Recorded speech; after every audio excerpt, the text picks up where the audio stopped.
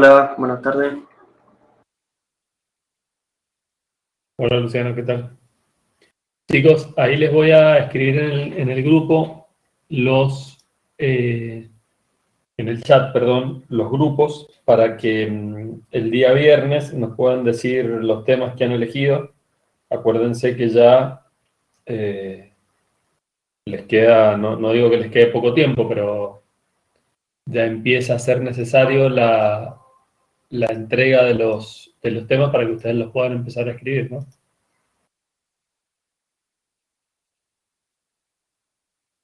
Así que espérenme un segundito.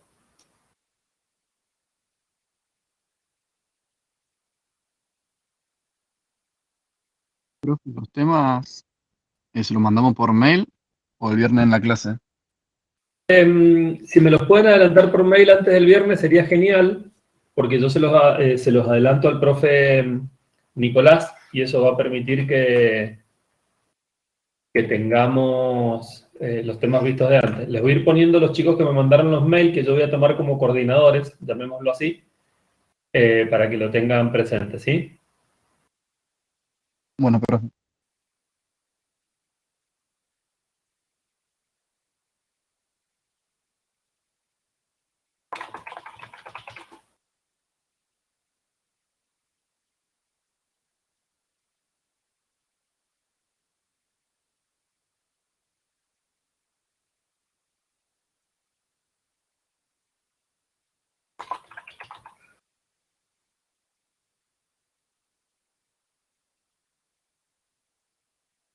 Perdón, el grupo 3, no, leí mal, es Alex Torres, ¿sí?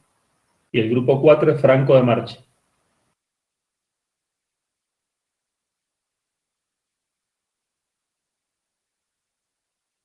Profe, ¿el tema tiene que estar relacionado con la industria del petróleo o no es necesario eso? Y sería deseable, ¿no? Porque si me van a hablar de cohetes a la luna, entre ustedes que no van a saber qué escribir y yo que no entiendo mucho de cohetes a la luna, vamos a estar jodidos. Bien.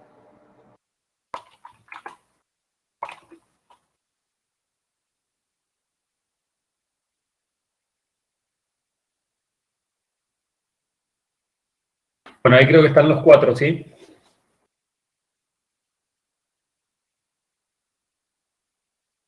Bueno, somos 8 hoy día, así que me parece que vamos a ir rapidito.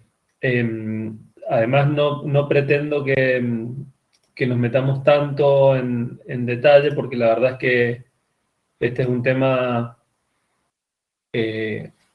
que puede llegar a tener muchas aristas y yo lo que quiero es que entiendan el concepto y no que nos perdamos en el detalle del cálculo, del número y demás, porque tampoco les voy o les vamos a tomar en el parcial ningún cálculo numérico sobre el tema que es teoría del consumidor. La idea de este tema es entender y poder ver cómo se comportan los consumidores y en qué contexto y de qué forma los consumidores actúan de determinadas maneras. Eso es lo que queremos analizar. Entonces vamos a ver o vamos a dividir el tema de teoría del consumidor en estos 6 puntos, que son la teoría de las preferencias, la teoría de la utilidad, la medición de la utilidad, cómo se trazan las curvas de indiferencia. Acá es donde yo digo que no quiero que nos metamos en el número, yo quiero que entiendan cuál es el concepto de la curva de indiferencia. La tasa marginal de restitución y la restricción presupuestaria.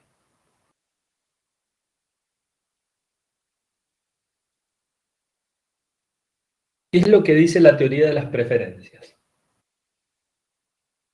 Y esto es importante porque lo que describe un poco esta teoría es el comportamiento lógico de los consumidores. Lo que dice la teoría de las preferencias es que los consumidores como tales tenemos distintas preferencias y distintos gustos. Esto quiere decir que no todos vamos a elegir lo mismo. Pero cuando nosotros tomamos decisiones de elección en función de esas preferencias y esos gustos que tenemos, estas están basadas en un comportamiento lógico. Es decir, consumo, compro o tengo que decidir sobre una elección determinada, pero de una manera lógica y criteriosa. Es decir, no ando comprando a tonta y a loca. Ese Ese concepto es muy importante porque lo que define la teoría es eso. Este comportamiento está enmarcado en un conjunto de supuestos que están relacionados con las preferencias. ¿Y cuál es el conjunto de esos supuestos? Está marcado en esa pregunta, que es la pregunta más importante, que hay que responderla y que dice, ¿cómo elegimos los productos demandados? Porque, como dijimos que teníamos un comportamiento lógico, la elección de los productos demandados tiene que ver también con este comportamiento lógico. No puedo elegir irracionalmente. Entonces, el primer supuesto en las preferencias de los consumidores es la racionalidad. Es decir, se asume que los consumidores son seres racionales, incluso cuando actuamos por impulso. O sea, aun cuando actuemos impulsivamente, estamos actuando de una manera racional, ¿sí? Eso implica que sabemos diferenciar qué es bueno de lo malo o lo beneficioso de lo perjudicial a nuestros intereses. ¿Sí? Y como sabemos diferenciar lo bueno de lo malo, lo beneficioso de lo perjudicial, sabemos diferenciar un producto bueno y otro producto malo. En ese contexto, actuamos dentro de un marco de racionalidad. Y el segundo supuesto relacionado con las preferencias es la idea. Es decir, el consumidor tiene una idea del nivel de ingreso y del tipo de bienes o servicios que desea consumir. Esto implica que ninguno de nosotros va a actuar de manera irracional en la compra de algo con algo que no esté de acuerdo a nuestros niveles de ingresos, ya sea bienes o servicios, cualquiera de las dos cosas.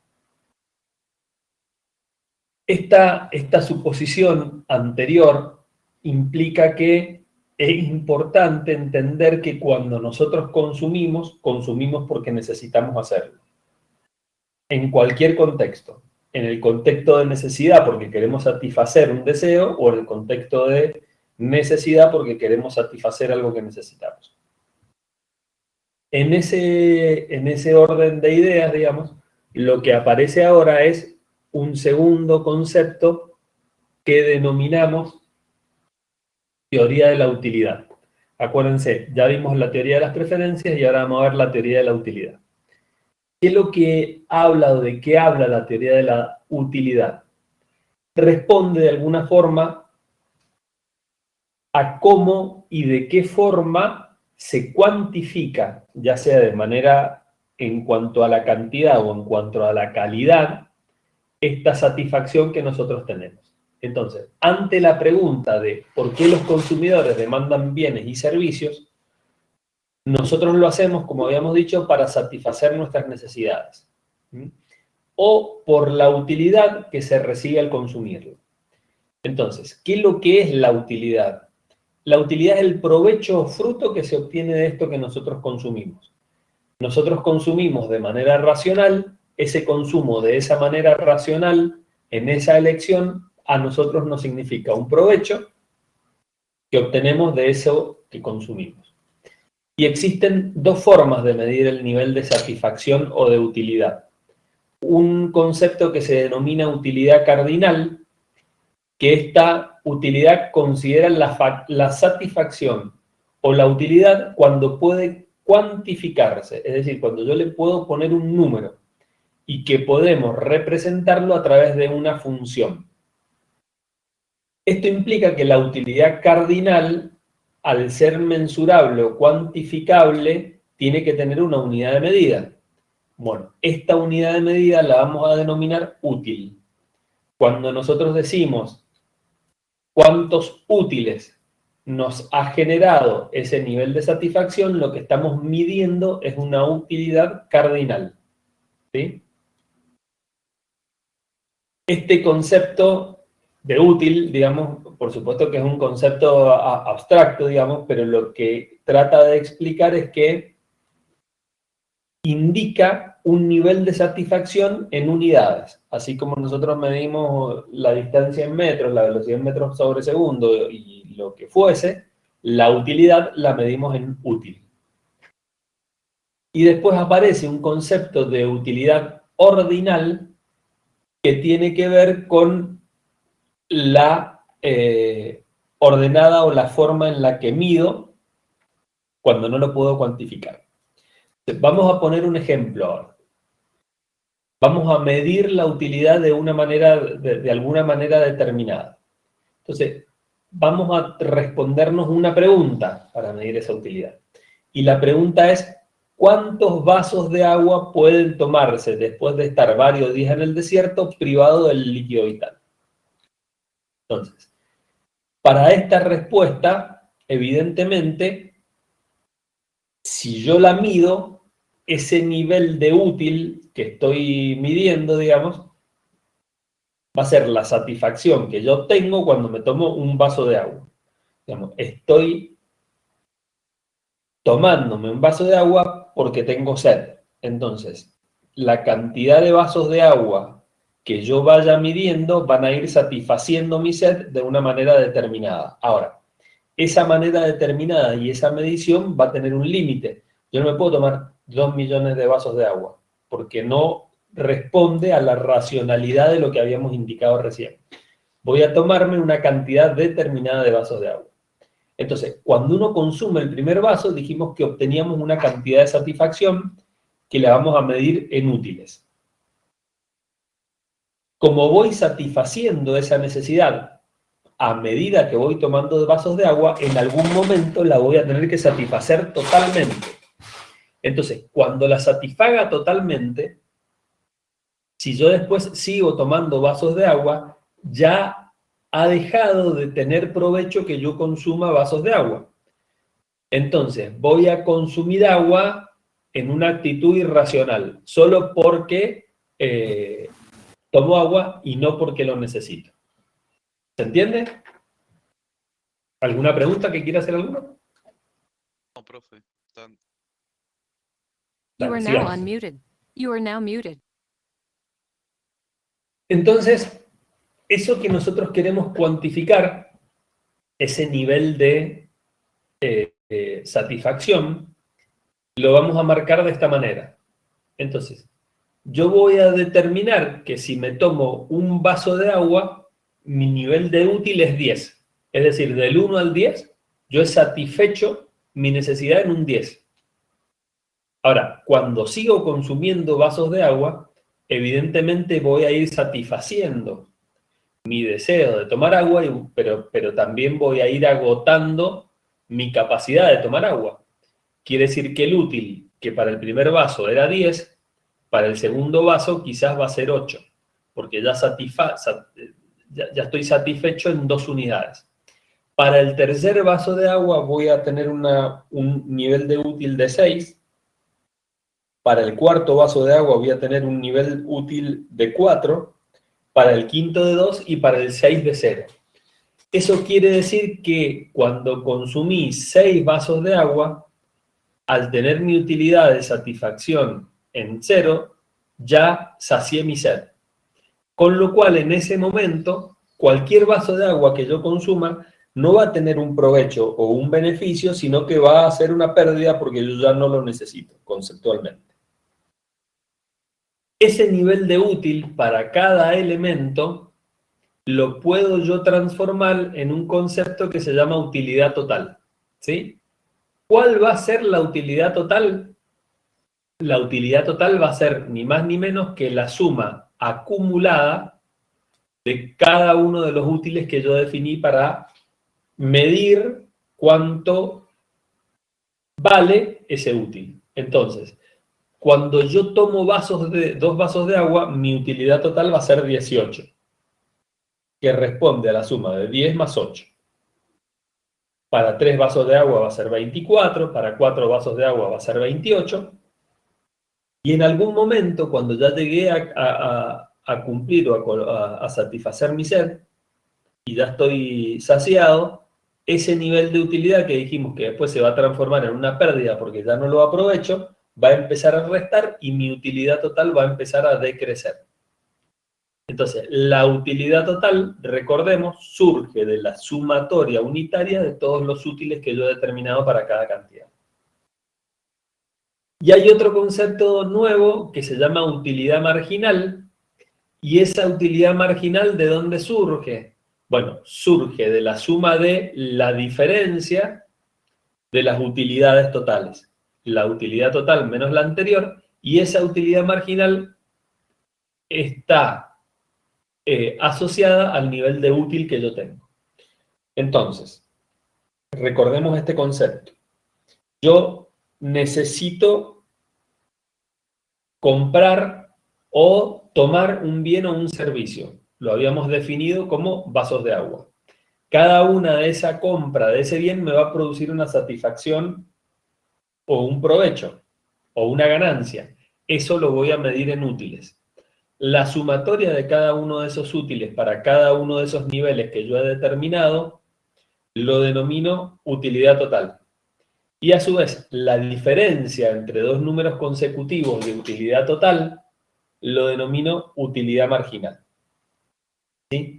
Lo hemos tratado de llevar a este concepto simplificado de vasos de agua para que ustedes entiendan qué o cómo se calculan cada uno de estos conceptos de útiles, utilidad total y utilidad marginal. Profe, lo de útiles es relativo. Sí, lo de útiles es relativo. Vos, digamos, lo que estamos midiendo es un provecho. Vos, el útil puede ser igual a pesos, puede ser igual a porcentaje, puede ser igual a la forma en la que vos quieras medir ese provecho que sacás de cada uno de esos elementos que vos comprás o consumís, ¿sí? ¿Y cambiaría para cada consumidor? Por ejemplo, para un mismo producto y distintos consumidores. Sí, por supuesto. Lo podríamos haber medido, por ejemplo, en porcentaje de satisfacción de sed en vez de útil. Conceptualmente el término útil no es porque existe el término útil, sino lo que estamos utilizando es una herramienta para saber que cada unidad que yo, o cada provecho que yo tengo, la tengo que medir. ¿Sí? Sí. Bien. Sí. Entonces, cuando yo relaciono estas cantidades en ordenadas con el concepto de utilidad total y utilidad marginal y los grafico, lo que obtengo es la curva de utilidad total, que es esto, y la curva de utilidad marginal, que es esto. Si lo lleváramos a plata, esto, y hubiéramos medido algo que yo hubiera medido mi satisfacción en pesos, yo lo que puedo decir, mirando esta curva de una manera muy fácil, es que a medida que voy creciendo en mi compra, en mi obtención, en mi venta de bienes, llega un momento en donde obtengo una utilidad total elevada y después de eso algo pasa que hace que esa curva de utilidad empiece a decrecer.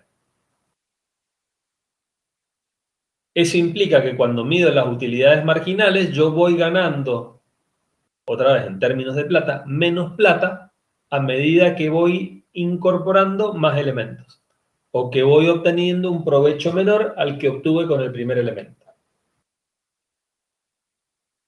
Supongamos que yo tengo una fábrica que está pensada para fabricar 10 elementos, 10 unidades de algo. Si yo fabrico una sola, como la oferta es escasa, probablemente la demanda sea alta, con lo cual lo que voy a tener acá es una utilidad grande. A medida que voy fabricando más, obviamente, mi utilidad marginal va a ir decreciendo hasta que en algún momento yo he fabricado tantas de esas cosas que yo fabrico, que las tiro en el mercado, que ya la gente no le interesa, entonces yo lo único que hago es gastar plata en producirlas, pero no las vendo. Ese podría ser un ejemplo, por ejemplo, de cómo voy midiendo mi utilidad marginal en una fábrica que fabrica algo en función de mi producción. ¿Se entendió ese ejemplo más concreto? Bien. You are now Sí, unmuted. profe. You are now muted. Acá, en esta curva, lo que vamos a hacer ahora es vamos a medir ese concepto que nosotros llamamos racional de irracional. Nosotros una de las cosas que dijimos es que a lo largo de toda la curva, nosotros teníamos un momento en donde la utilidad total empezaba a decrecer. Cuando trazamos la curva de la utilidad total, ese punto que tenemos ahí arriba en donde la utilidad empieza a decrecer, se llama punto de saturación y divide lo que denominamos zona racional de zona irracional. Si lo llevamos a los vasos de agua, nosotros podemos decir que a medida que vamos tomando vasos de agua, vamos obteniendo un provecho porque lo que íbamos haciendo era saciar nuestra sed. Ahora bien, llega un momento en donde ya saciamos nuestra sed y consumimos agua de una manera irracional, lo que hace que mi utilidad ya, como estuvo satisfecha, comience a decrecer hasta que en algún momento ya no me va a entrar más agua, digamos. Y ese mismo punto de saturación, cuando lo llevo a la curva de utilidad marginal, se transforma en el punto en donde la utilidad marginal es cero. Es decir, que cuando la utilidad marginal es cero, lo que hemos encontrado en la curva de utilidad total es el punto de saturación.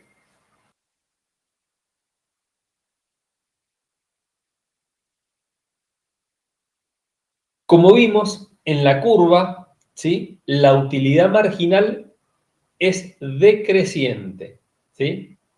Eso significa que a medida que consumimos unidades adicionales de un mismo producto, la utilidad, la ganancia o el bienestar disminuye. Siempre, y esto sucede siempre, y esto da lugar al concepto de la ley de rendimientos marginales decrecientes, ¿sí? Siempre que consumimos unidades adicionales de un mismo producto, la utilidad o beneficio extra disminuye. Eso quiere decir que si yo compro un celular, consumo un vaso de agua, me compro un televisor, voy a tener una satisfacción determinada. A medida que voy comprando más, esa satisfacción va a ser menor a la anterior. Y eso implica la racionalidad del consumo que veíamos recién. Si lo trasladamos a una fábrica, es lo que conversábamos recién. Siempre el primer elemento, como va a ser el novedoso, el que toda la gente quiere, el que más demanda tenga, va a tener una utilidad mayor que el segundo elemento. Y así sucesivamente hasta que el último va a llegar un momento en donde voy a llegar al punto de saturación, en donde ya no me conviene seguir fabricando esos elementos porque no los voy a poder vender. Entonces, en función de este concepto que vimos, en donde la satisfacción va disminuyendo a medida que voy agregando elementos, definimos lo que denominamos ley de rendimientos marginales decrecientes. Es decir, la utilidad marginal decreciente es una herramienta muy importante en el análisis del valor, en el análisis de la producción y en el análisis de la productividad de fábrica, procesos industriales y demás, porque explica en muchos casos, ¿sí?, cómo funciona el mercado y cómo funciona un negocio en el que yo supuestamente necesito invertir para ganar dinero.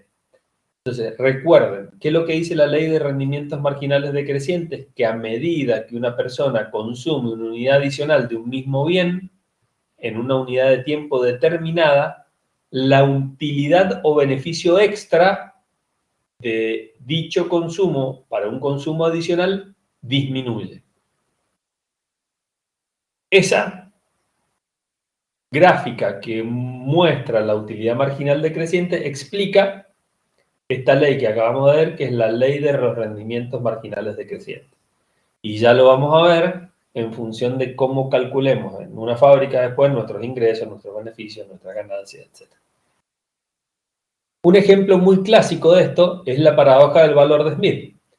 Y la pregunta que nos tenemos que responder para la paradoja del valor de Smith es ¿por qué los diamantes son más costosos que el agua? ¿Por qué entonces les parece a ustedes? No sé si no se los voy a dejar. ¿Por qué a ustedes les parece que los diamantes son más costosos que el agua? A ver. You are now unmuted. Porque hay menor cantidad. Ahora, You son are más now escasos, muted. hay menor cantidad, todo lo que dijiste. Ahora, hay una cuestión que es fundamental. Sin agua, ¿vos podrías vivir? No se You are puede. now unmuted. ¿Habría vida sin agua? No, Ahora, si no hubiese You are vida, ¿a now alguien le muted. calentarían los diamantes? No. la verdad que no. No. Bueno, eso explica la paradoja del valor. Digamos, ¿qué es lo que pasa en los mercados y qué es lo que pasa en las economías del mundo?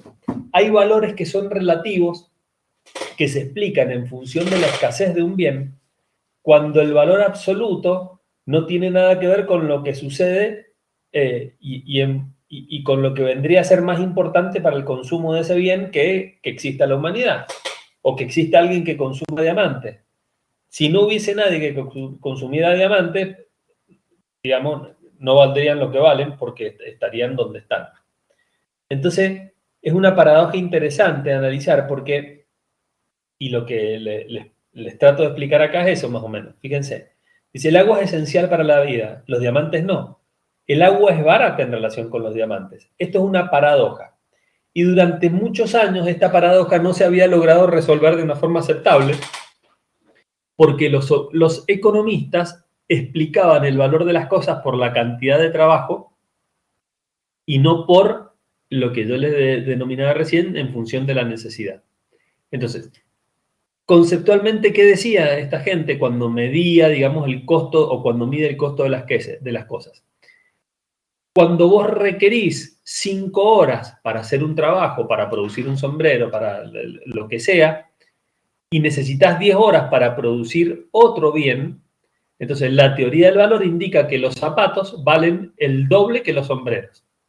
Ahora, con esa misma teoría del valor, entonces, los diamantes serían infinitamente más costosos que el agua, porque el agua la podrías obtener solo caminando hacia un lago o hacia un lugar y sacas un vaso de agua y listo. Entonces, esta forma inadecuada de medir las cosas, que por las horas de trabajo, por los recursos consumidos, ha hecho que se tenga que empezar a repensar la forma en la que se analizan los procesos industriales y cómo aplicar este análisis de utilidad marginal que estábamos viendo recién para resolver esta paradoja. Entonces, ¿cómo podemos resolver la paradoja? Ahora viene la pregunta, aplicando la utilidad marginal y la utilidad total. Y acá viene una cuestión bastante interesante en donde lo que analizamos es, no podemos analizar la utilidad total del agua o la utilidad total de los diamantes, porque la utilidad total del agua, en términos de satisfacción o de provecho, sería infinita, porque sin agua dijimos que no habría vida, ¿sí? Entonces, como la utilidad total del agua sería infinita, entonces evidentemente debería ser considerada mucho más cara que los diamantes. Ahora, en la economía, entonces, lo que habíamos visto recién es que lo que determina el precio es lo que ocurre con esta diferencia de utilidades totales que denominamos utilidad marginal. ¿Por qué? Porque como la ley de utilidad marginal es decreciente y como nosotros tenemos agua de sobra, digamos, la utilidad marginal del agua en su función decreciente es muy pequeñita, ¿sí? Es decir, cada vez que yo dispongo de un elemento, de un vaso de agua, al siguiente vaso de agua, como he satisfecho en parte mi necesidad, la utilidad baja muy poquito. Como esa cantidad de agua, esa cantidad de vasos de agua que yo tengo son números muy grandes, digamos, podríamos resolver el problema de toda la humanidad que tenga sed con el mismo concepto de utilidad marginal. Es decir, a todos nos podríamos poner en ese lugar sabiendo que si consumimos un vaso de agua mi utilidad es 10, si consumimos 2 mi utilidad es 8 y así sucesivamente. Porque todos podemos consumir agua. Entonces la utilidad total la podríamos medir sobre toda la humanidad. Ahora bien, los diamantes, ¿sí? Los diamantes, existen muy pocos. Entonces, cuando yo tengo un solo diamante y vamos a suponer que tengo el último de todos los diamantes, la utilidad marginal del último diamante va a ser altísima. ¿Por qué va a ser altísima? Porque voy a tener mucha gente que está dispuesta a pagar un montón de dinero, en este caso, para satisfacer el provecho de tener el último diamante. Entonces, como yo por cada unidad que venda hasta que llegue a la última voy a tener una utilidad marginal mucho mayor para cada una de las unidades que yo compre, la utilidad marginal va a ser elevadísima. Y eso es lo que explica por qué conceptualmente con la teoría de la utilidad marginal los diamantes son más caros que el agua. Yo no podría definir el último vaso de agua. ¿Por qué? Porque probablemente la humanidad ya se hubiera, salvo digamos que el sol seque la tierra, agua voy a tener siempre. Y la humanidad siempre va a tener ese bien para consumir. No va a suceder eso con los diamantes porque para consumir diamantes necesito recursos y esos recursos no son infinitos, son finitos. Entonces, como concepto, lo importante de la teoría de la utilidad o de la ley de la utilidad marginal decreciente con respecto a total es que para que no pase esto de los diamantes, digamos, que el último tenga una utilidad marginal muy elevada. ¿Por qué? Porque la gente va a estar dispuesta a pagar valores desmedidos para obtenerlo. Siempre, ¿sí? Siempre voy a tener que generar que cada unidad se venda a lo que se vendió la última unidad. Eso hace que la utilidad marginal siempre sea decreciente y constante. La menos útil, ¿sí? O sea, la última, ya no puedo utilizarla para medir utilidad marginal, porque como les decía con el diamante, la última va a tener un valor tan exorbitante, con una utilidad marginal tan elevada, que deja de ser racional. Y en ese dejar de ser racional, en la medición de la utilidad marginal, ya empieza a tener conceptos psicológicos o subjetivos de cada individuo. Incumple, voy a volver para atrás, esto que habíamos hablado en su momento de que,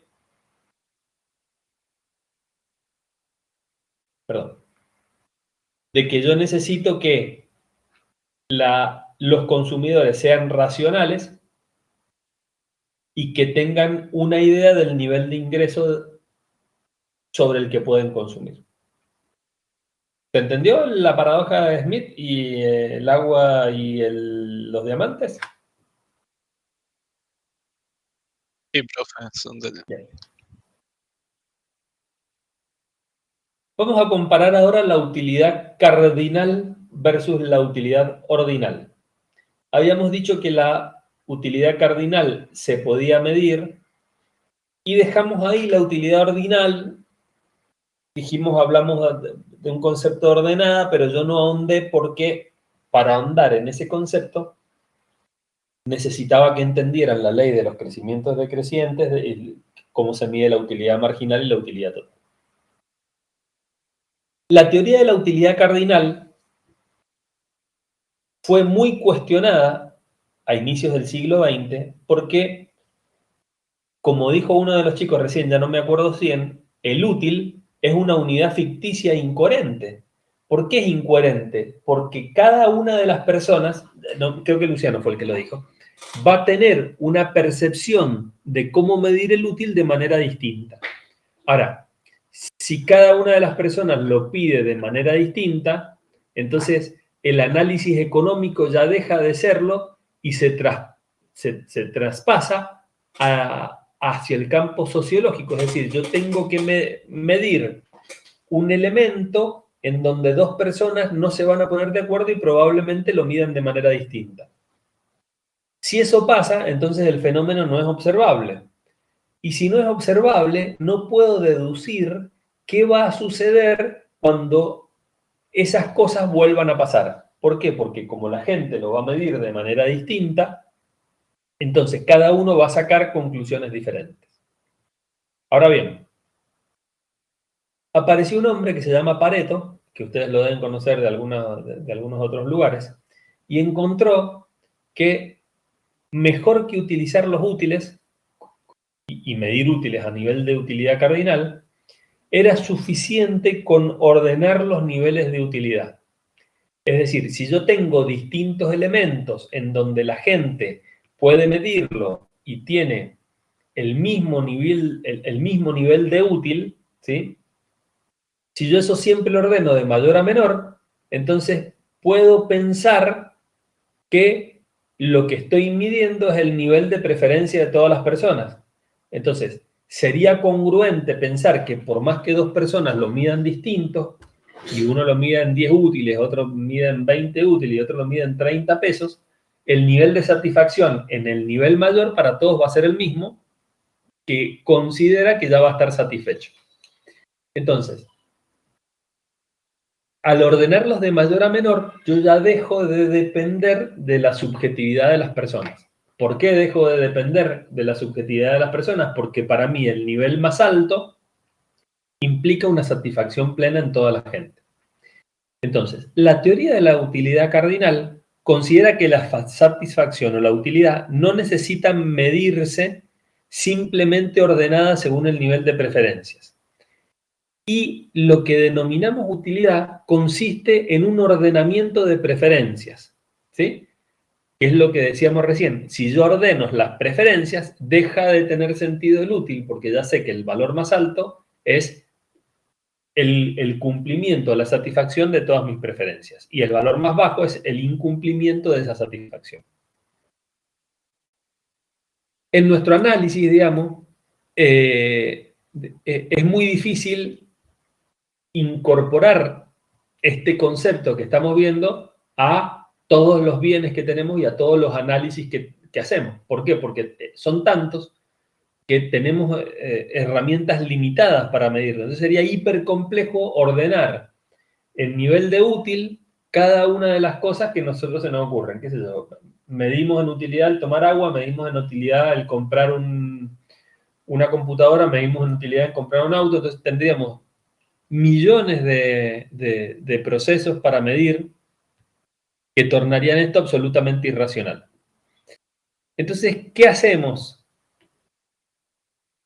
Vamos a definir una función, ¿sí?, que nos permita determinar cómo se cumple o cómo se satisface eso que nosotros buscamos y que está medido o que estábamos midiendo recién a través del útil.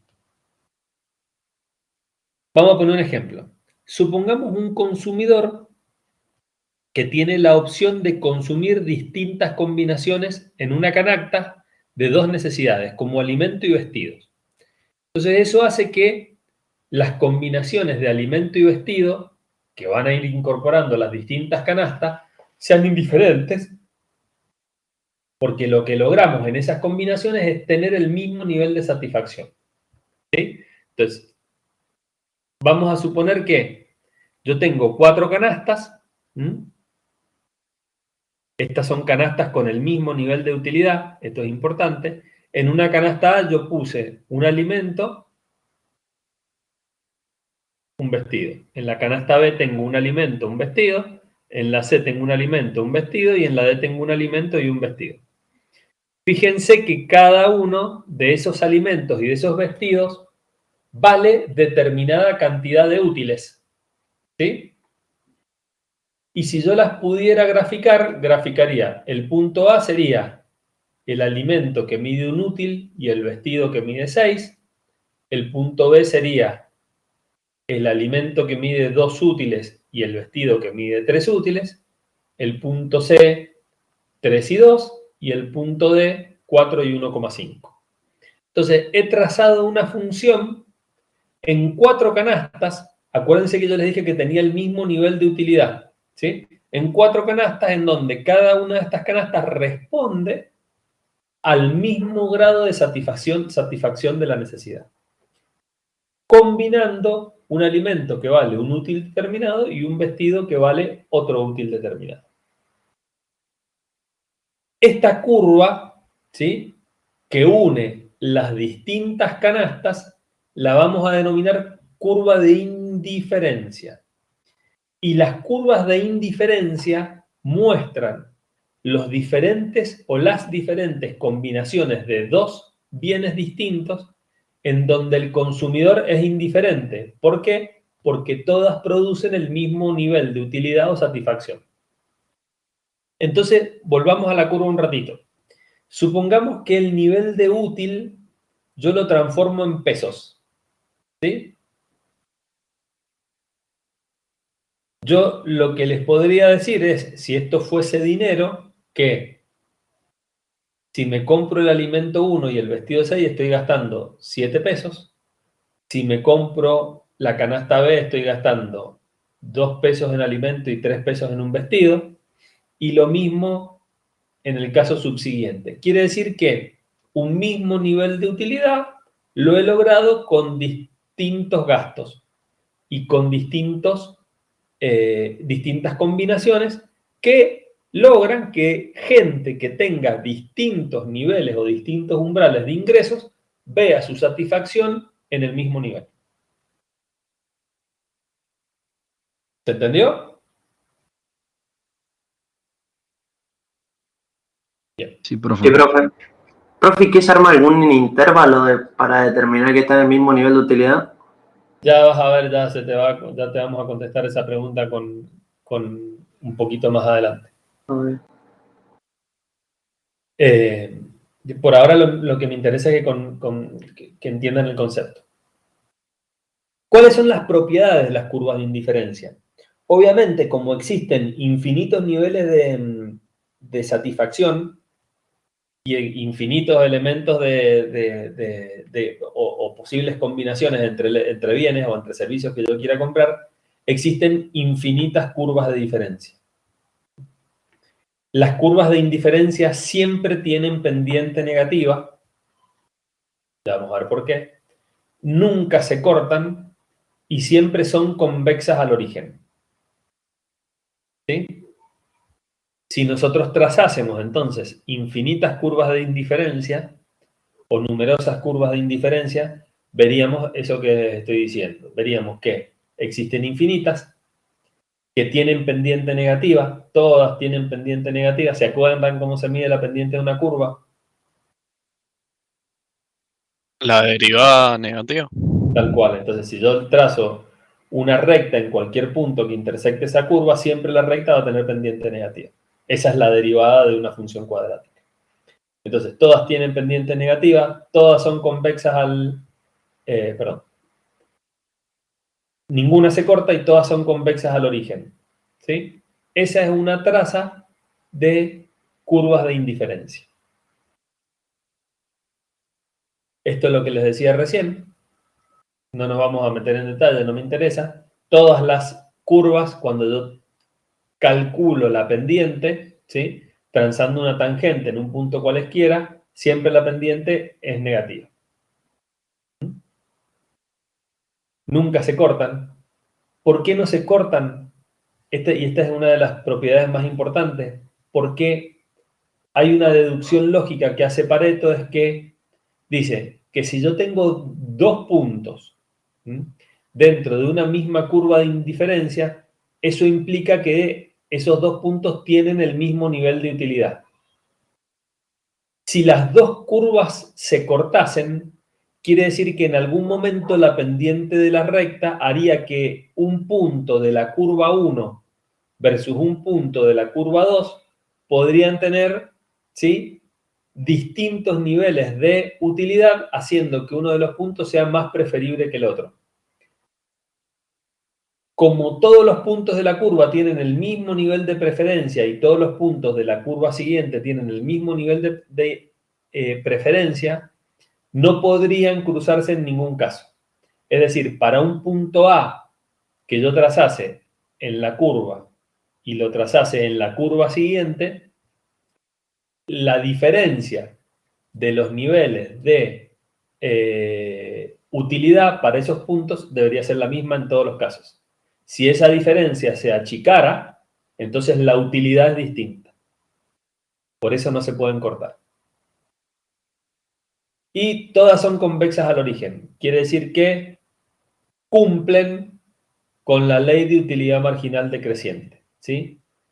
Eso implica que siempre el consumidor prefiere diversificar para satisfacer mayor cantidad de necesidades.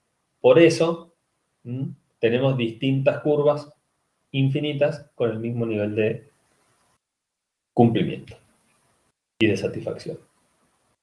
Vamos a descansar, si les parece, hasta las 7 y empezamos con tasa marginal de sustitución, porque acá necesito que estén menos aburridos que lo que están hasta ahora y que me den un poquito más de bola. ¿Les parece? You are now Ok, unmuted. profe.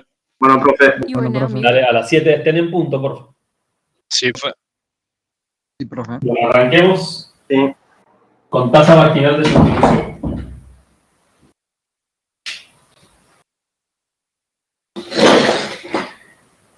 Ahora, ¿qué es lo que es la tasa marginal de sustitución? Como vimos recién, hay una canasta o elegimos una canasta de dos bienes en donde teníamos el mismo nivel de satisfacción. Entonces vamos a definir como tasa marginal de sustitución a la forma en la que podemos medir cuántas unidades de un bien se está dispuesto a sacrificar para obtener una unidad adicional del otro bien, pero siempre manteniéndonos en el mismo nivel de utilidad o de satisfacción. Entonces, vamos a estudiar la tasa marginal de sustitución de Y por X, que está representada por esta fórmula que nosotros vemos acá. Tasa marginal de sustitución con el subíndice IX. Eso significa que estamos midiendo cuánta unidad o cuántas unidades del bien Y vamos a sacrificar para obtener una unidad adicional del bien X. Siempre manteniendo el mismo nivel de satisfacción. Eso acuérdenselo casi que de memoria, digamos. Siempre que nosotros medimos una variable o una variante sobre una curva determinada de indiferencia, medimos para el mismo nivel de satisfacción. Nunca cambiamos el nivel de satisfacción. Esa es pregunta de examen. Entonces, la tasa marginal de sustitución de Y a X lo podemos formalizar como la menor cantidad o el decremento o la disminución de unidades de Y para obtener unidades de X. ¿Sí? Y si le llevamos en términos siempre de valores absolutos de incremento, sería, obviamente le vamos a poner un número negativo o un menos acá, porque estamos transformando ambos elementos, numerador y denominador, en incremento. Y como hemos visto, el numerador siempre era la unidad que nosotros pensamos que podemos sacrificar. Entonces, vamos a ver nuestro ejemplo inicial. Habíamos hecho 4 canastas en donde habíamos mezclado un alimento y un vestido y vamos a ver cómo medimos la tasa marginal de sustitución. Entonces, la tasa marginal de sustitución de A a B sería calcular cuántos vestidos, porque estamos hablando del decremento de Y, estamos dispuestos a sacrificar para obtener más elementos de X. Entonces, si hiciéramos el cálculo de la tasa marginal, creo que, a ver, sí, la tasa marginal de sustitución de A a B, estaríamos hablando de 3 menos 6. ¿Por qué 3 menos 6? Porque acuérdense, estamos sacando elementos. Y habíamos dicho que en la fórmula le íbamos a poner un menos al incremento.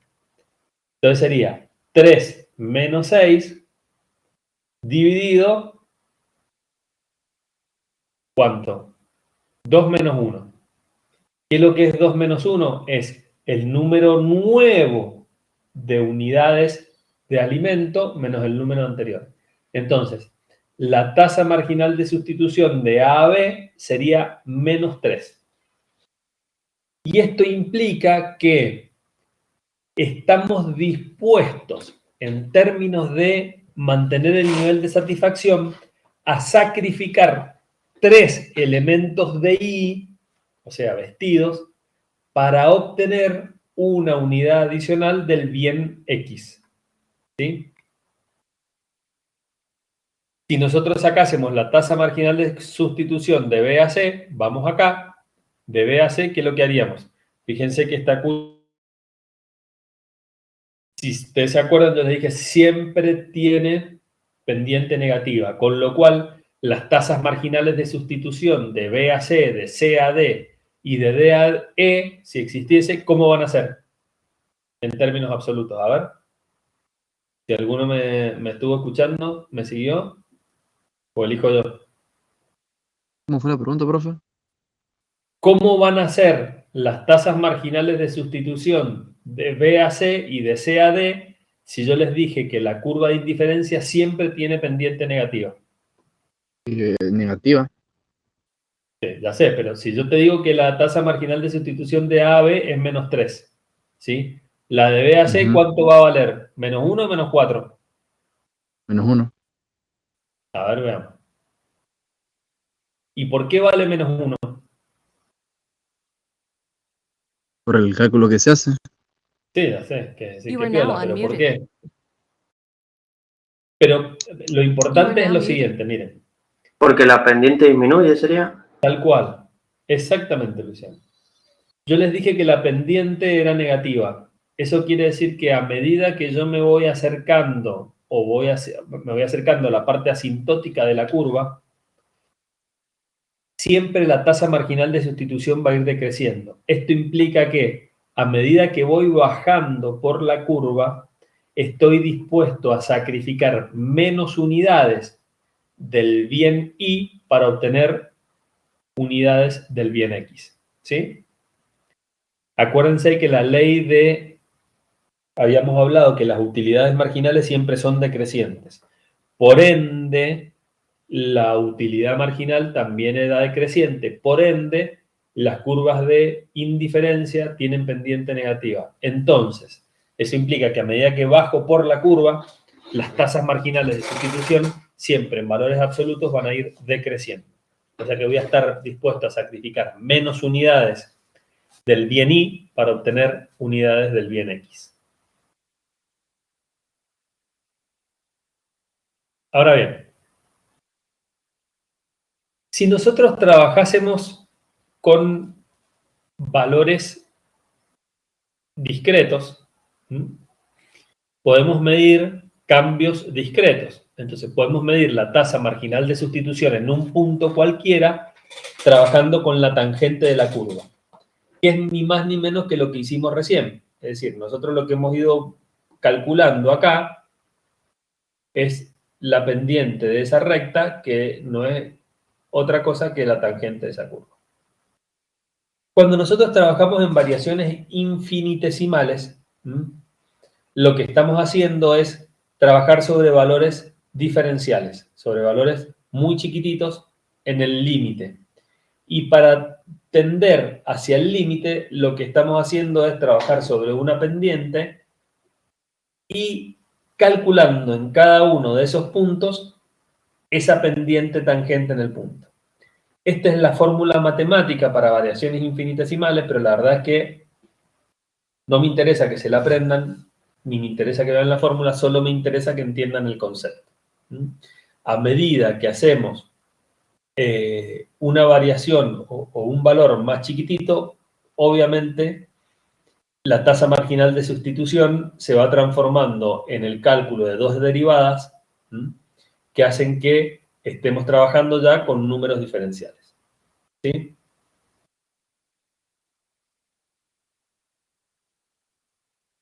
¿Se entendió hasta ahí? Sí, profe. Sí, profe. Bien. Como no me quiero meter en el concepto, ni en la forma, ni en el cálculo de la variación infinitesimal, vamos a pasar al punto siguiente, que es la restricción presupuestaria. ¿Qué es la restricción presupuestaria? Nosotros hasta ahora hemos estado evaluando que tenemos la capacidad de hacer lo que queramos con dos bienes, cambiarlo, comprarlo, medir nuestra utilidad y nuestra satisfacción, pero tenemos que entender y tenemos que ver ahora que la única forma de hacer eso y de medir esto que estamos viendo y analizando está relacionado con nuestro ingreso monetario. Nosotros no podemos comprar cosas ni intercambiar cosas de manera o de la manera que queramos, porque las que podemos comprar o las que podemos adquirir o los servicios que podemos conseguir están asociados a cuánto dinero ganamos. Uno de los supuestos más interesantes y más importantes de la teoría moderna del consumidor es la limitación del ingreso monetario. Esto implica que los ingresos que tenga una persona, que pueden provenir del trabajo, de la renta de sus activos, alquileres, utilidades, etcétera, son limitados. Esto implica que tenemos que considerar algunos puntos que son importantes, que son los siguientes. Para medir esto, vamos a racionalizar y a entender que no existe ahorro ni crédito. Es decir, todo nuestro ingreso nos lo vamos a gastar en el consumo de nuestra canasta, de dos bienes conformados por X y Y. El ingreso y los precios los tenemos como datos. Y el ingreso real es el que consideramos en nuestro análisis. Con este contexto y considerando estos tres puntos, nosotros vamos a poder hacer el análisis que vamos a hacer enseguida, a continuación.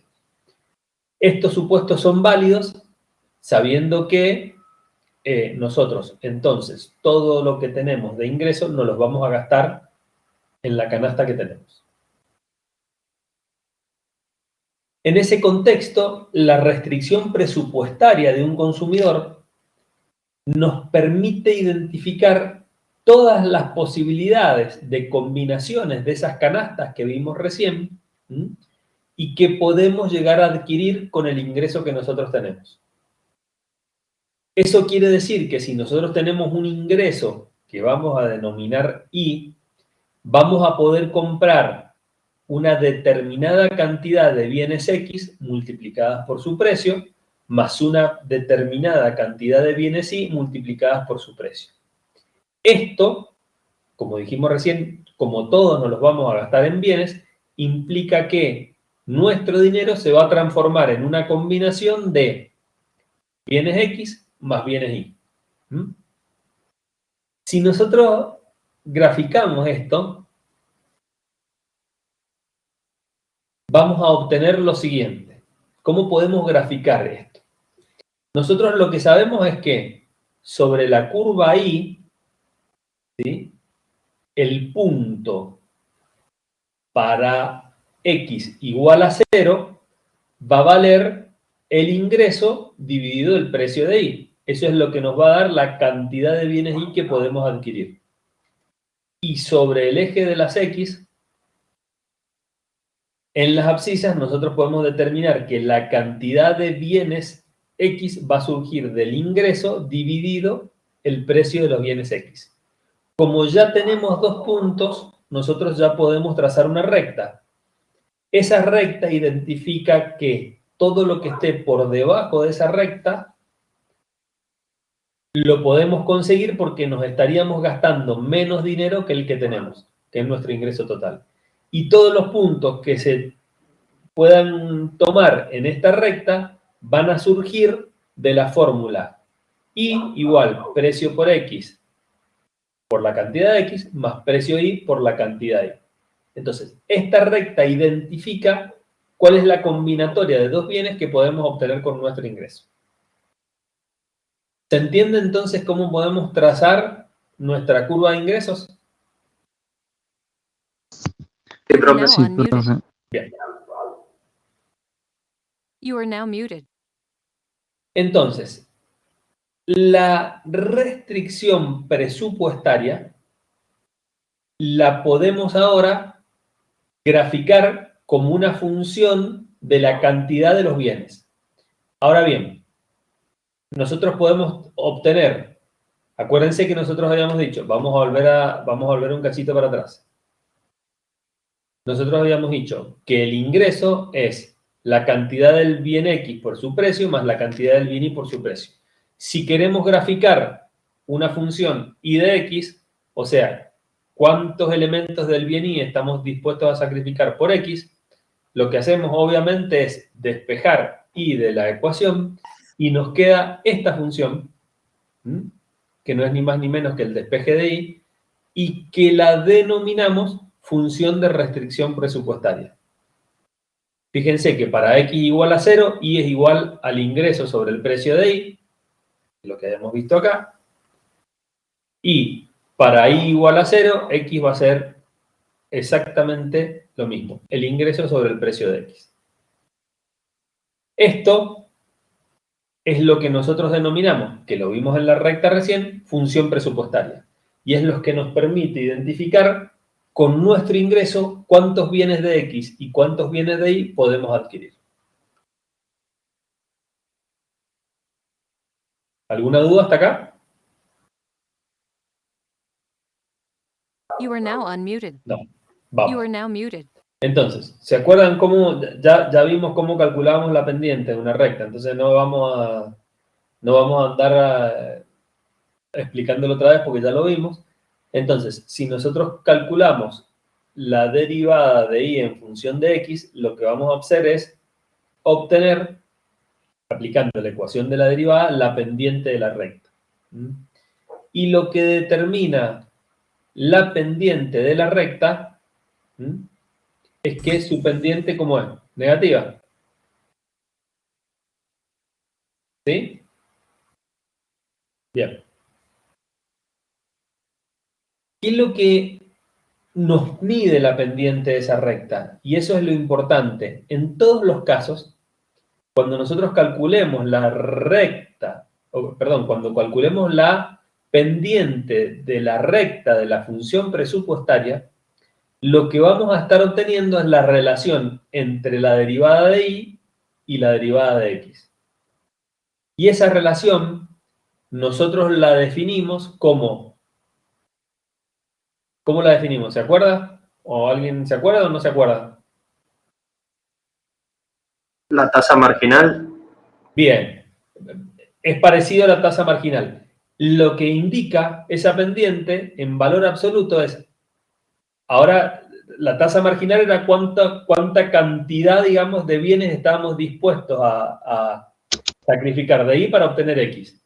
Lo que indica ahora la derivada, que obviamente puede ser un valor menor a la unidad, es cuál es el costo de conseguir una unidad adicional del bien X. Nosotros ya habíamos determinado antes que la tasa marginal nos decía cuántas unidades estábamos dispuestos a sacrificar de un elemento para conseguir otro. Cuando obtenemos la pendiente de la recta y obtenemos y aplicamos la derivada en función de la función de la utilidad de la función de restricción presupuestaria, lo que obtenemos es ahora cuánto es el costo de conseguir una unidad adicional del bien X. Y esto ya nos permite entender dos conceptos. Como la tasa marginal de sustitución nos daba las cantidades que podíamos entregar de un bien para adquirir otro, esta función de restricción presupuestaria lo que nos indica es cuánto dinero nos cuesta esa unidad adicional del bien Y que nosotros estábamos buscando. Entonces ya tenemos las dos patas de esta mesa o de este análisis ya revisados y analizados. Ya sabemos cuánta cantidad de uno estamos dispuestos a entregar y sabemos cuánto nos cuesta marginalmente cada una de esas cantidades. Esta presentación, obviamente, si la quieren, la pueden bajar. Yo no me voy a poner a que analicemos cómo obtenemos la derivada y cómo calculamos la función, pero sí es importante entender que como concepto, cuando nosotros aplicamos la derivada, lo que estamos haciendo es obtener una relación entre el precio de X y el precio de Y. ¿Sí? Entonces ahora vamos a un ejemplo concreto. Vamos a suponer que tenemos un ingreso de 400 pesos. El precio de una unidad de alimento es 20 y el precio de una unidad de vestido es 50. Entonces, ¿cómo calculamos nuestra función de restricción presupuestaria? Habíamos dicho que el ingreso era igual al precio de X por su cantidad más el precio de Y por su cantidad. Reemplazamos, además habíamos indicado acá, acuérdense, me voy para atrás un cachito, que para analizar la restricción presupuestaria no existe ahorro y crédito, todo lo gastábamos, el ingreso y los precios están dados y el ingreso es considerado como nuestro ingreso real. Entonces, dimos cuánto vale una unidad de X, cuánto vale una unidad de Y, cuánto es nuestro ingreso y nuestra función resulta de el reemplazo de las variables por las cantidades dadas. Entonces tenemos que 400 pesos, que es nuestro ingreso total, es igual a 20 por la cantidad que vamos a comprar de X, más 50 por la cantidad de Y. Si solo consumimos el bien X, quiere decir que Y igual a 0, entonces el valor que tenemos que considerar en la abscisa son 20 unidades, que surge de nuestro ingreso total, 400 pesos, dividido lo que vale una unidad de X. Y si solo consumiéramos el bien Y sobre las ordenadas, lo que tenemos que hacer es calcular nuestros 400 pesos dividido los 50 y cuántas unidades podemos comprar. Y acá tenemos gráficamente entonces nuestra función de restricción presupuestaria. Nuestra función de restricción presupuestaria está dada por esa fórmula que vimos recién. Y podemos trazar esa recta que lo que muestra es todas las posibles combinaciones de PX por X más PY por Y. ¿Cómo calculamos la pendiente? La pendiente habíamos visto que era la relación entre el precio de X y el precio de Y, en función de la derivada que hicimos recién. Y la relación entre el precio de X y el precio de Y es 20 sobre 50 igual a 0,4. Quiere decir que nosotros, cada unidad adicional del bien X vale 0,4 pesos adicionales. Si You are now nosotros... unmuted. Sí.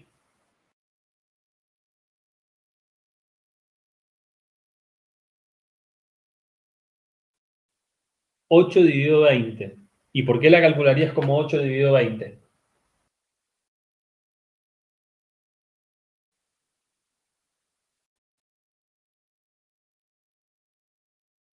Pero a ver, acordate una cosa. You are now muted. Vos haciendo 8 dividido en el punto 8, ¿sí? Vos lo que tendrías que hacer es calcular. Para calcular la pendiente de la recta, necesitas por lo menos 2 puntos, porque tenés que definir una recta. ¿Sí? ¿Me seguís? You are now unmuted. Bien. ¿Qué significa el 8?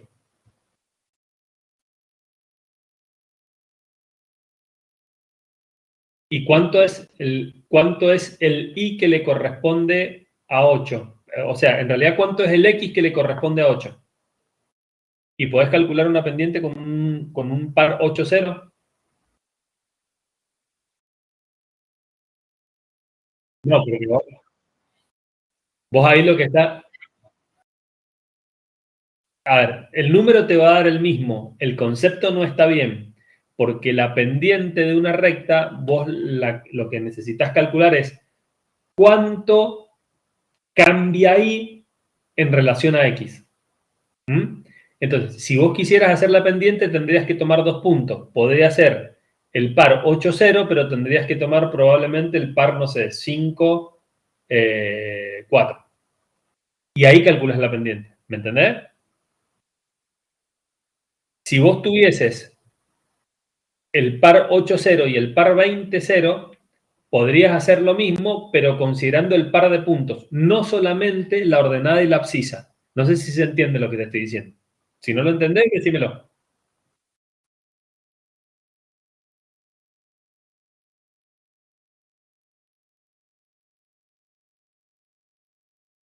Exactamente, necesitas los 2 puntos.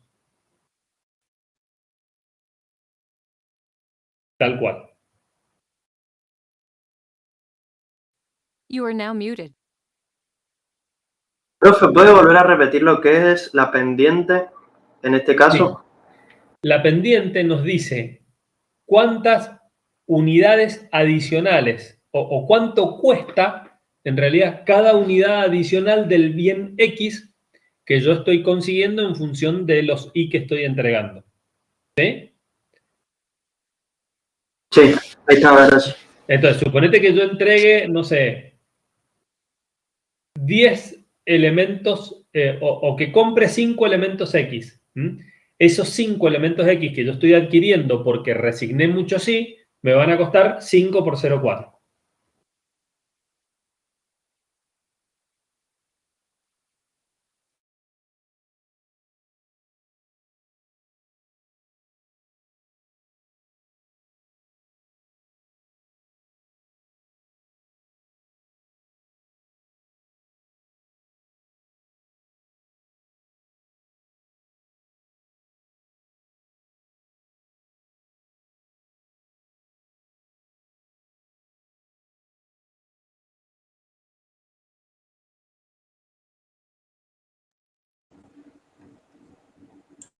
Entonces, volvamos You a are now muted. acá.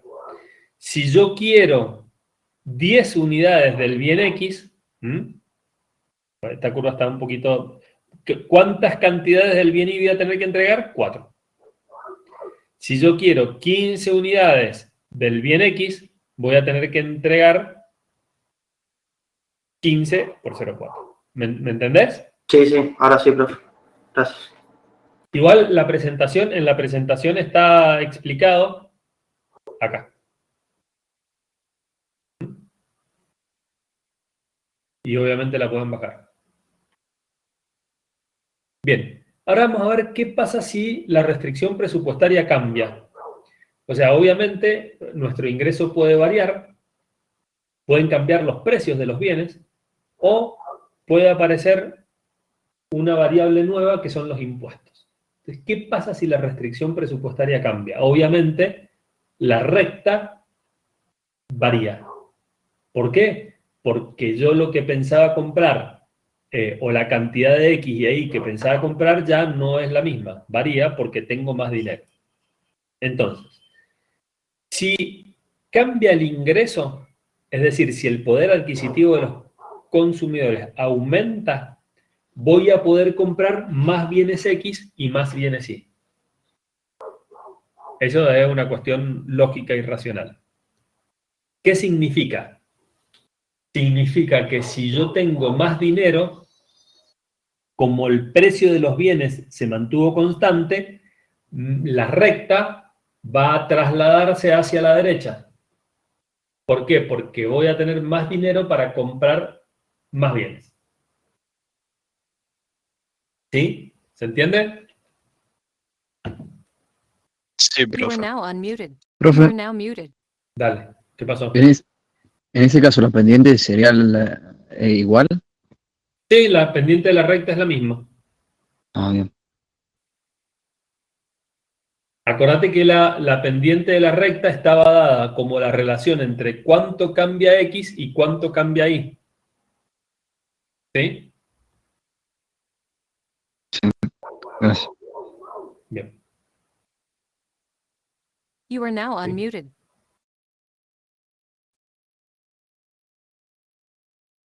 Sí. No.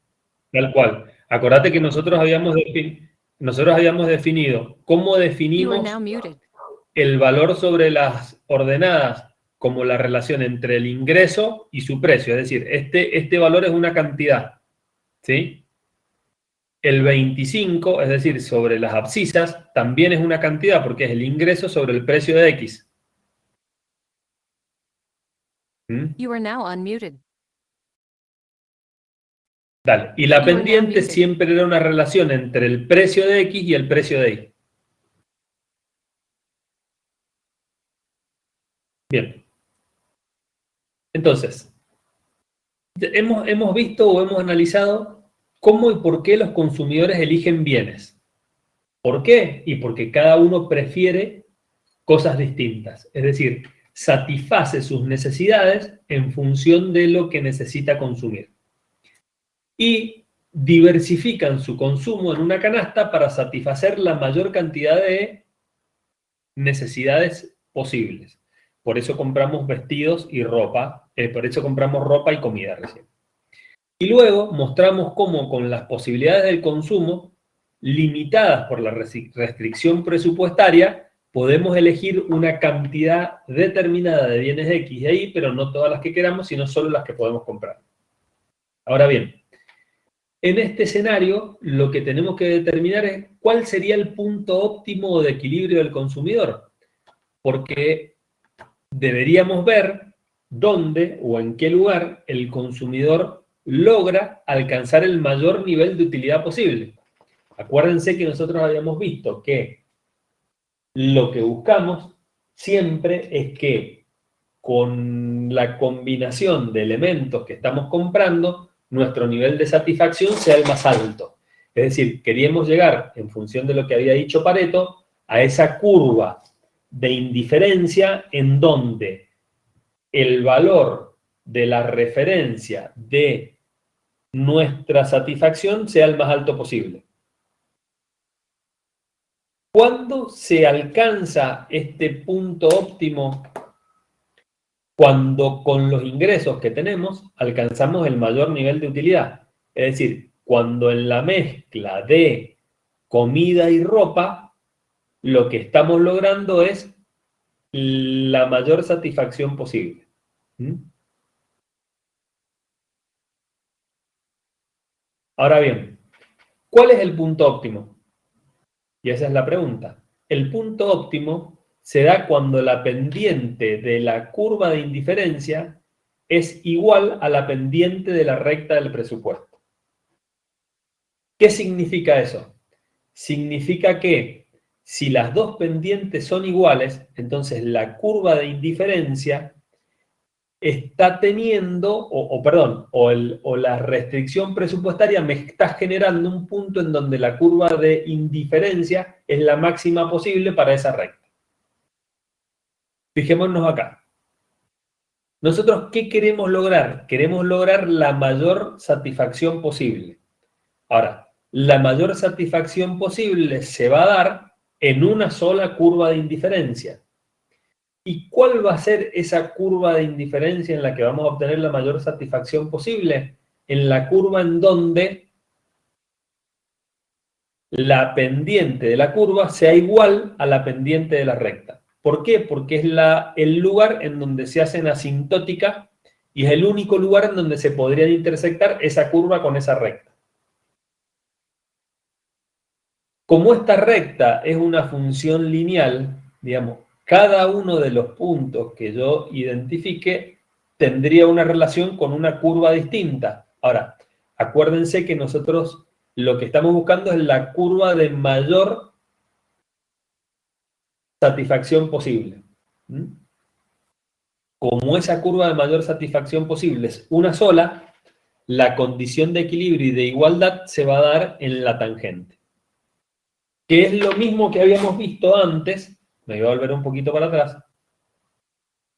Si se acuerdan, en las curvas de indiferencia dijimos, bueno, a ver, ¿cómo definimos la curva de indiferencia? Bueno, como podemos ir midiendo la tangente, como podemos ir midiendo la pendiente en cada una de estas curvas, ¿sí? El punto en donde se intersecte con la recta de restricción presupuestaria, lo vamos a definir como punto de equilibrio. Volvemos acá. Este punto de equilibrio es importante porque es la condición que a mí me permite saber dentro de esta recta en dónde voy a estar invirtiendo, y esto lo pongo entre comillas, mejor mi dinero. Mejor porque me va a dar más satisfacción. ¿Sí?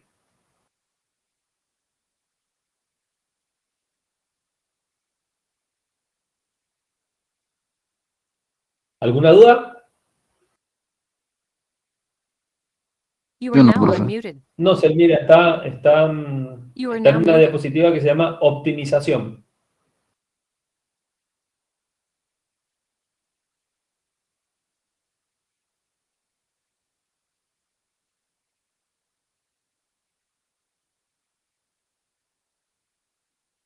Bien. Seguimos, Elmira. Entonces.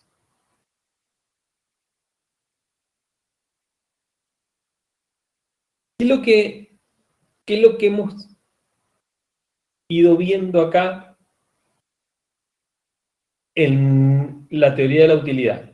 Lo que hemos visto hemos tratado de identificar a través de dos conceptos distintos, la curva de indiferencia y nuestros ingresos, cómo podemos o cómo va a ir cambiando la demanda de un bien porque los consumidores van a consumir, entre comillas, de manera distinta. Entonces, lo que hemos ido identificando hasta el momento es cuáles son los cambios que van a tener las curvas en función de las distintas necesidades o satisfacciones de los consumidores. Y esto me genera, obviamente, cambios sobre la demanda. ¿Por qué? Porque la gente va a querer consumir en función del mayor nivel de satisfacción posible.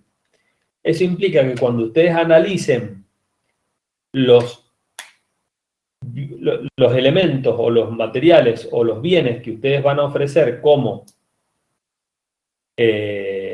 alternativa dentro de su trabajo, van a tener que identificar cómo se mueve la curva de oferta y demanda y por qué. Y en ese contexto de movimiento, lo que van a tener que identificar es qué es lo que quiere consumir el consumidor, valga la redundancia. Porque el consumidor es el que termina definiendo qué es lo que quiere comprar. Entonces, supongamos que uno de ustedes elige, voy a irme a otro bien, nada que ver, supongamos que uno de ustedes elige smartwatch, relojes smartwatch. Y cuando veamos el nivel de ingreso en la Argentina y demás, identifiquen o se den cuenta que los smartwatch que prefieren son los más económicos porque obviamente al tener una tasa de inflación alta y al tener una tasa de cambio muy elevada, no quieren gastar mucho dinero en esos elementos o en esos bienes de lujo, sino que prefieren gastar en bienes básicos. En ese contexto lo que van a tener que identificar es cuál es el smartwatch que les produce la mayor satisfacción y cuál es el smartwatch en donde la demanda es mayor y más sostenida. Eso es lo que hemos buscado en el análisis de las curvas de indiferencia y en la restricción presupuestaria. Cómo se manejan los cambios sobre la demanda. Estos cambios lo hemos visto en dos puntos fundamentales. En qué sucede cuando cambian los precios de los bienes, porque los precios de los bienes hacen que las curvas o que las rectas de restricción presupuestaria sean distintas, o los cambios en el ingreso. Los cambios en el ingreso desplazan la recta hacia arriba porque hacen que uno pueda conseguir más elementos de un bien con más dinero. Ahora bien, ¿qué es lo que, o cómo identificamos la línea consumo-precio? Vamos a suponer que solo estamos analizando el bien X. Entonces, necesitamos la línea consumo-precio del bien X.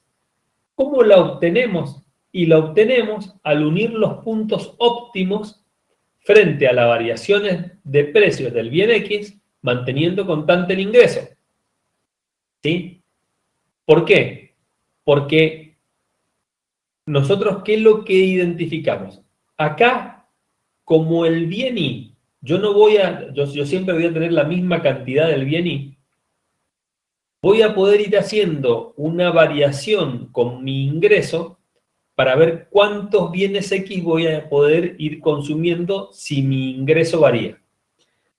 Todos esos puntos que yo voy obteniendo, no voy a cambiar cuántos bienes Y voy a comprar, me van a ir generando distintas curvas o distintas rectas, perdón, de restricción presupuestaria.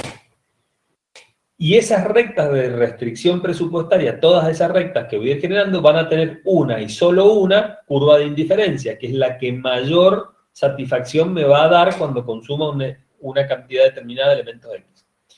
Si yo después uniese todas esas intersecciones entre curvas de indiferencia y restricciones presupuestarias, obtendría lo que denomino línea del consumo-precio.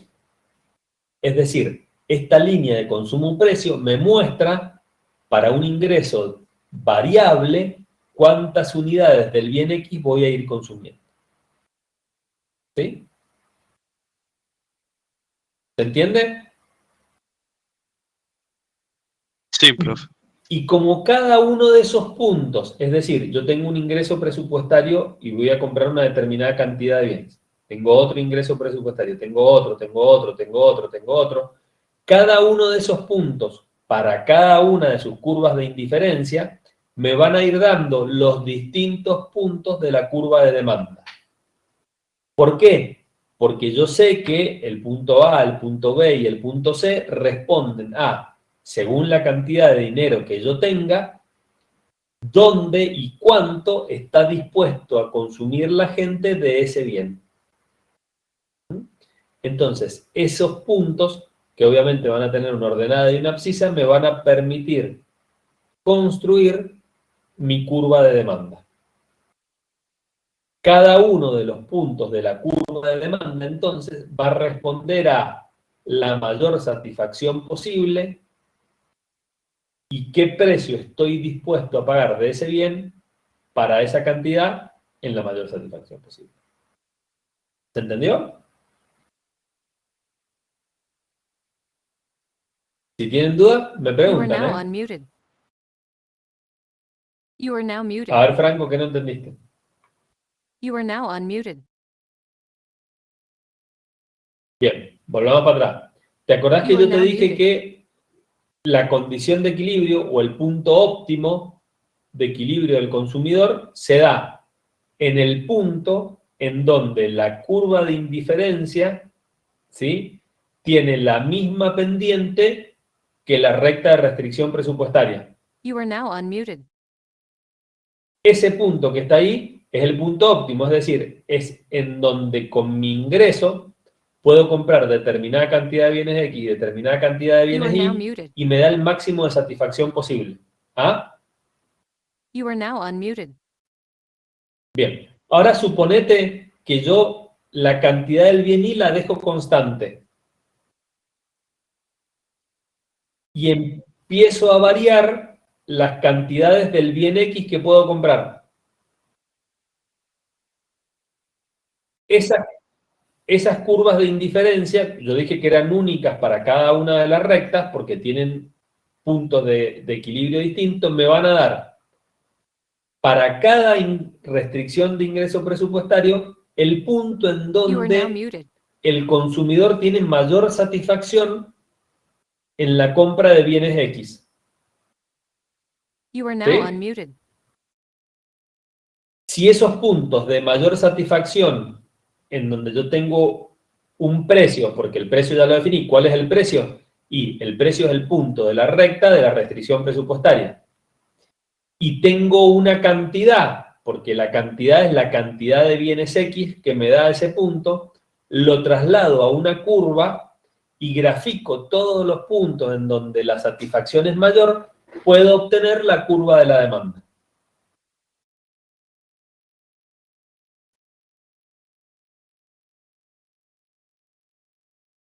Dale. Y el precio, mira, pongamos el precio de X0, ponele, ¿sí? Que sería el precio de esta curva acá. ¿De dónde obtenés el precio de X0? Vamos, me voy a ir a una curvita anterior. Vos fíjate, yo acá, esta es una curva de ingreso, ¿sí? En la curva de ingreso yo estoy midiendo mi relación ingreso sobre el precio X y mi relación ingreso sobre el precio Y. ¿Hasta ahí me seguís? Bien. Volvemos acá entonces. Yo lo que digo es que, como mantengo constante Y, voy a ir obteniendo acá distintas cantidades de X. Acordate que si vos te movés sobre esta recta, yo me muevo sobre la recta de PX0, en este caso, que era el precio que yo te dije. Si yo me muevo sobre esta recta, voy a ir obteniendo la relación ingreso-precio en función de mi restricción presupuestaria. Entonces, este punto que yo tengo acá, que es la pendiente, ¿te acordás que me daba la relación entre los precios de los dos bienes?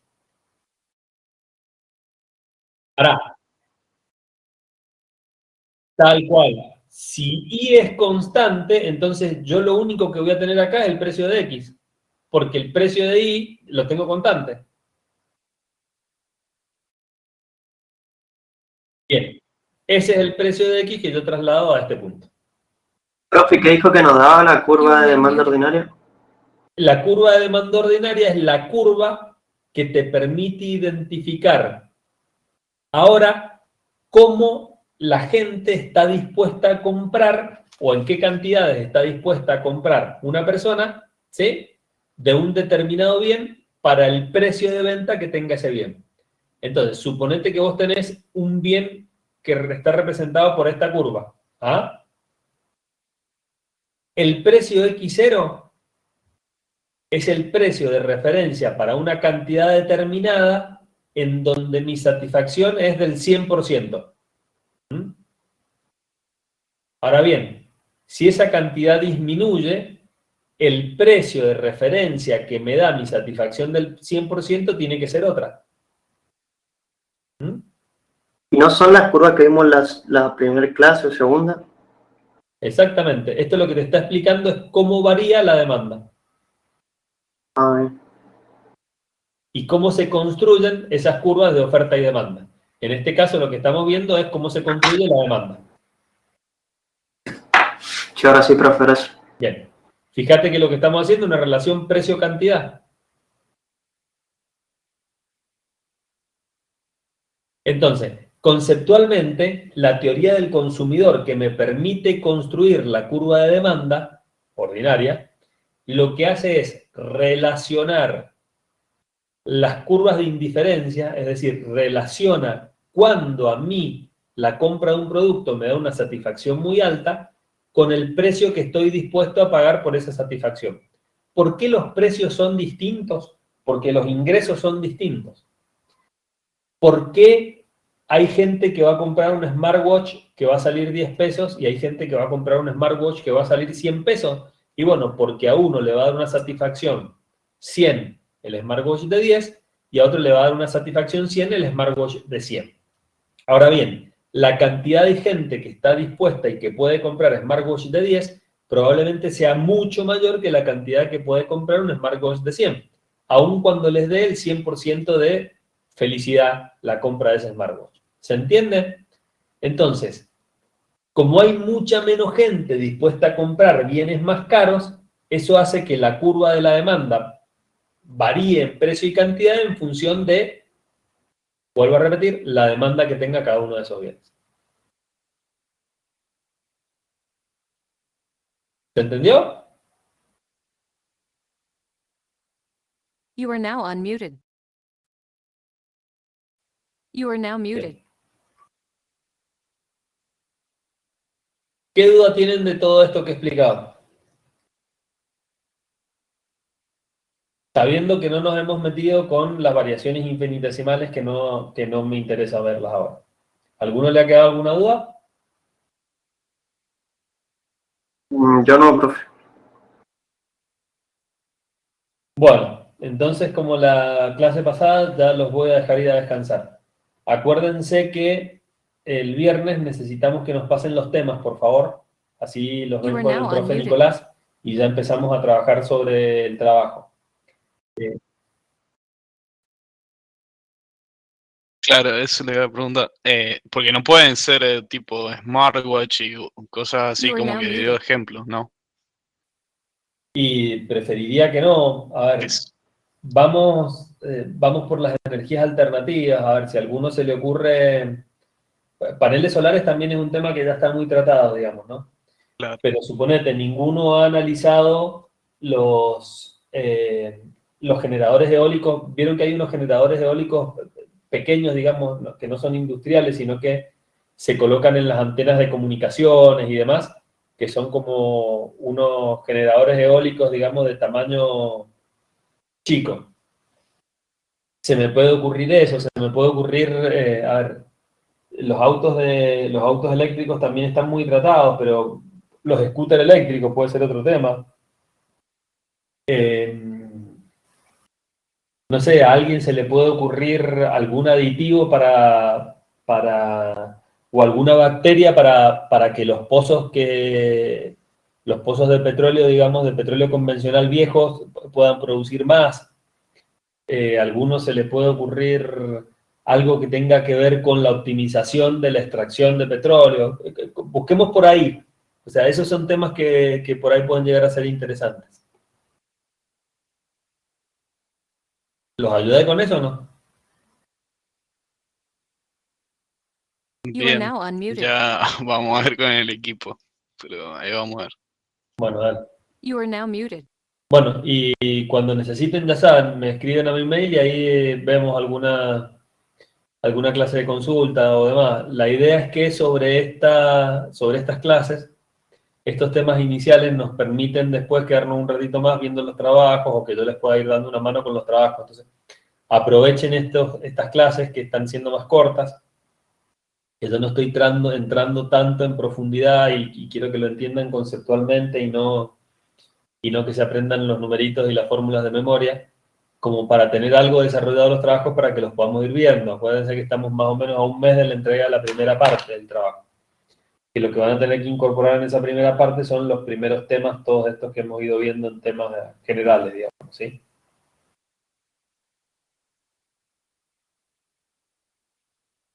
You are now unmuted. Perfecto. Bueno, que descansen. Cualquier cosa me avisan. Bien. Nos vemos. Nos vemos, profe. Adiós. You are now muted.